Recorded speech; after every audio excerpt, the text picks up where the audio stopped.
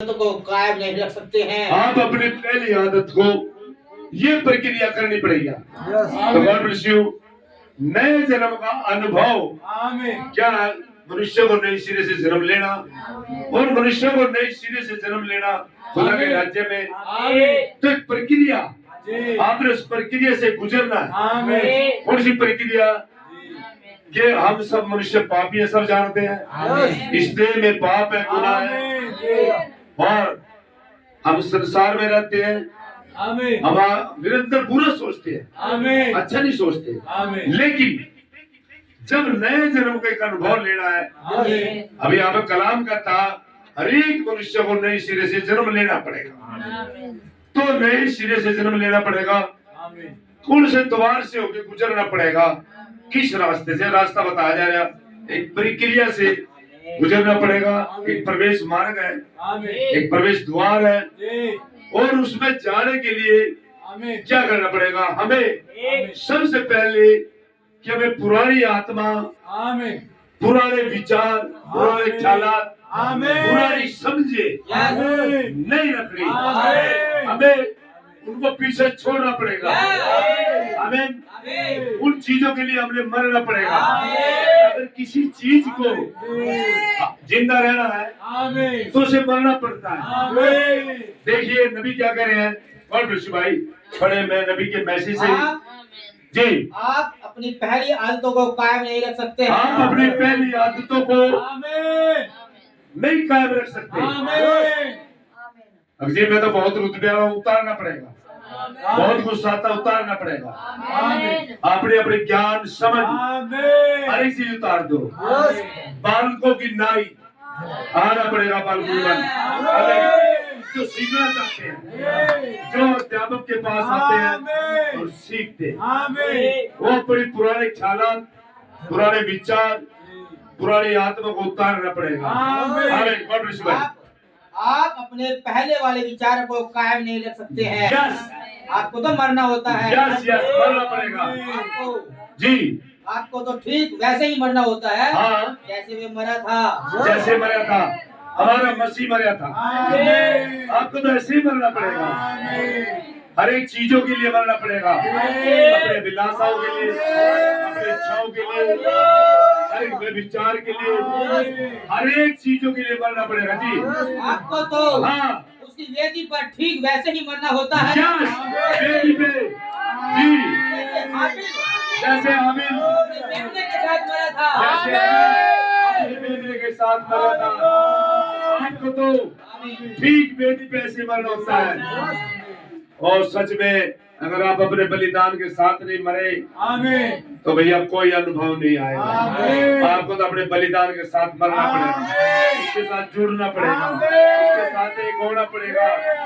और जैसे हाबिल अपने मेमने के साथ मरा, तो आपको भी अपने बलिदान के साथ, जब यीशु मसीह हमारा राजा और क्रूस पे चढ़ा गया, और भाई सुने संतों, तो हमारे गुनाह उस पे लाते गए। वो हमारे लिए मरा था, हमारे लिए, समझे। और जब हम उसके नाम का बपतिस्मा लेते हैं, हम प्रभु यीशु मसीह के नाम का जब बपतिस्मा लेते हैं और जल में उतरते हैं, हम उसके साथ मरते दफनाए जाते हैं। और जैसे वो जी उठा, फिर हम जी उठते हैं। पिछली बातें जो हमारे जीवन में है, हमें उसे छोड़ देना होता है। पुरानी चालों को, पुराने हालातों में जीना, पुरानी बकवासों में, और वो आत्माएं जो हमारे ऊपर सवारी करती थी, उन्हें छोड़ना पड़ेगा। और एक नए जन्म का अनुभव आपको लेना पड़ेगा। आमीन भाई जी। आपको तो अपने मेमने के साथ ही जान देनी होती है। अपने मेमने के साथ ही जान देनी पड़ेगी। आपको तो उस बलिदान के साथ जुड़ना पड़ेगा, उसमें हाथ रखना पड़ेगा। आप उसके साथ जुड़े और आप उसके साथ मरे, ताकि आप भी उस बलिदान के साथ मर सके। Hallelujah. God bless you, God bless you भाई। आपको तो हाँ, मरना होता है। यस, आपको तो हाँ, अपनी निज सोच के लिए मरना होता है। निज सोच के लिए। फिर आप जब एक बार मर गए, फिर कैसे विचार फिर वो कैसे गंदे विचार आपके पास रह सकते हैं। आप तो सब कुछ छोड़ देते हैं और अपने बलिदान के साथ जुड़ जाते हैं, फिर उसके साथ विधि पे मर जाते हैं।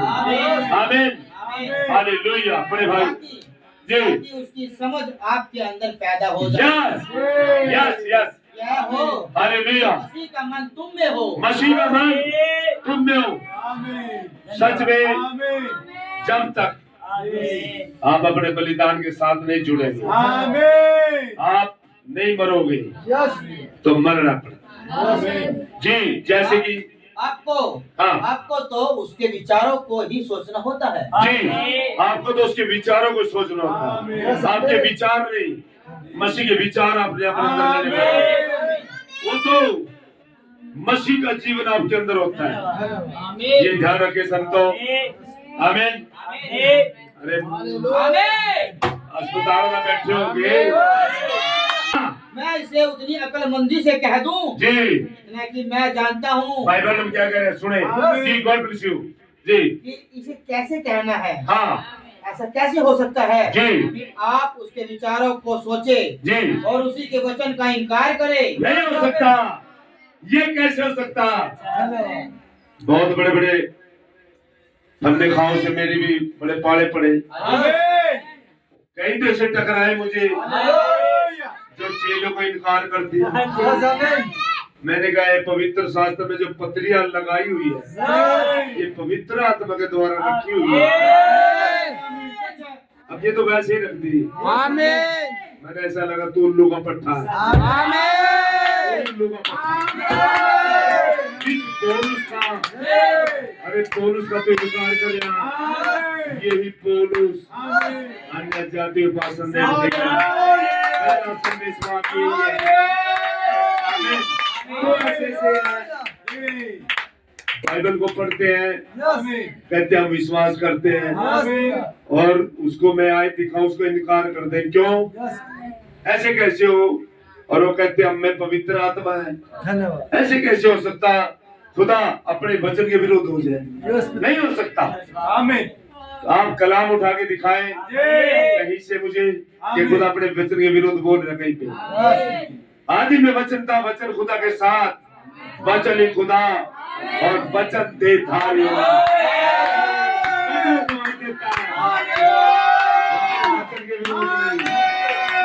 लेकिन उन्हीं मनुष्य ने जो ऐसी बातें करते हैं उनमें पवित्र आत्मा नहीं है, उनमें गलत आत्मा है।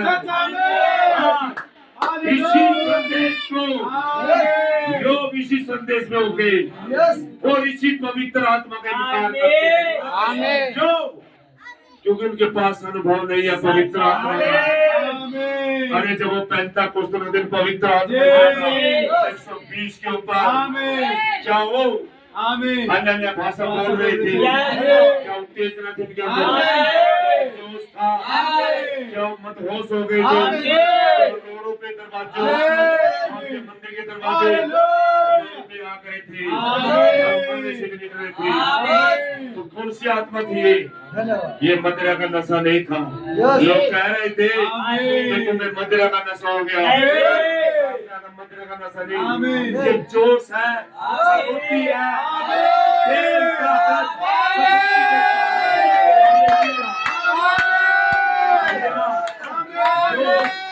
किसी पवित्र आत्मा का पता नहीं है। वास्तविक सच्चा आत्मा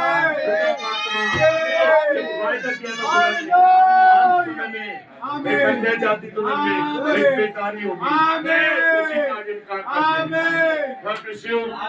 लेकिन भैया ये संदेश सबके लिए नहीं है। हालेलुया। अगर आपको कोई उत्तेजना नहीं है, जोश नहीं है, तो भैया आपके बस की बात नहीं। Hallelujah, hallelujah.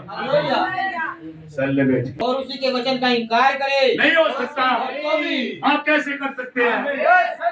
आप उसके विचारों को सोचे, उसके वचन का इनकार करें। आपके अंदर पवित्र आत्मा, आप कहते हैं पवित्र आत्मा है, कलाम का इनकार करें, ऐसा नहीं हो सकता। फिर तो आप में गलत आत्मा आमीन। गलत आत्मा आमीन। उसका इनकार करती है।